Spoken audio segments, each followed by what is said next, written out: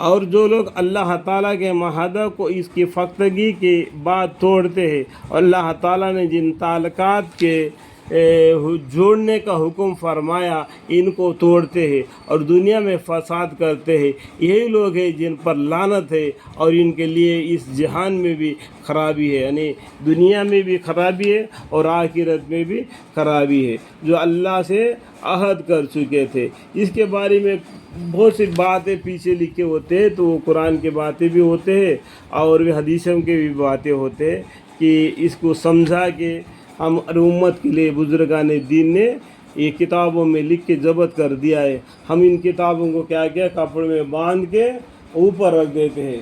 اس کو پڑھنے کے لیے رمضان آنا چاہیے، رمضان آئے گا تو بھوکا پیاسا رہتا ہے، آ کے سو جاتا ہے۔ یہ عورتوں کو بولتے ہیں کہ قرآن پڑھتے رہو، اور یہ خود روزہ رکھتا ہے، مسجد میں سو جاتا ہے، گھر میں سو جاتا ہے۔ اس کا کام ہے صرف سو جانا اور بھوکا پیاسا رہنا۔ کہ قرآن کو بھی پڑھنا، اور امام کے پیچھے پڑھ کے کھڑا رہے گا تو تراویح میں کس طریقے سے قرآن پڑھا جاتا ہے کچھ معلوم ہو جاتا ہے کیا؟ کون سا آیت میں ہے، کون سا سورے میں ہے، یہ بھی نہیں معلوم ہو جاتا ہے۔ وہ دوڑ میں لگے رہتا ہے کہ میرے کو قرآن کو پورا کرنا ہے، بس اس کا مطلب یہی ہوتا ہے۔ تو کہنا اللہ تعالیٰ مجھے معاف فرمائے، کہنے زیادہ سے میں نے بات کی تو کیا ہوگا، تو حق بات میں نے کہہ دیا۔ اس کے بارے میں جو حدیثیں تو چھوٹی سی ہوتی ہے لیکن فائدہ اور بہت سے اور بھی حدیثیں اور بھی قرآن کی باتیں وہاں پر ملتے ہیں۔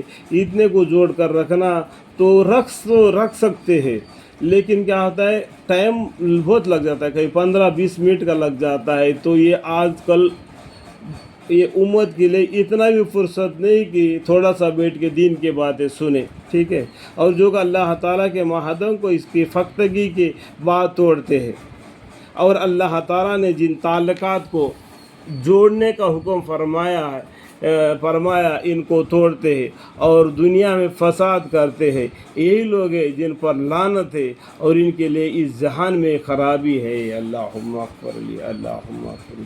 دیکھو اس کا تفصیل فائدہ دیکھو کتنا بتا دیا۔ دیکھو یہ میں یہ بتا رہا ہوں نا، اتنا ہے، دیکھو اتنا ہے، 2 پیجیاں ہیں یہاں تک، تو یہ تو 3 پیجیاں ہیں، اتنے ہیں۔ اس میں اور بھی بہت سے حدیثیں، بہت کے علم کے باتیں ہم کو معلوم ہو جائے گا پڑھنے سے۔ اللہ تعالیٰ ہمیں آپ کو علم عطا فرمائے، آمین۔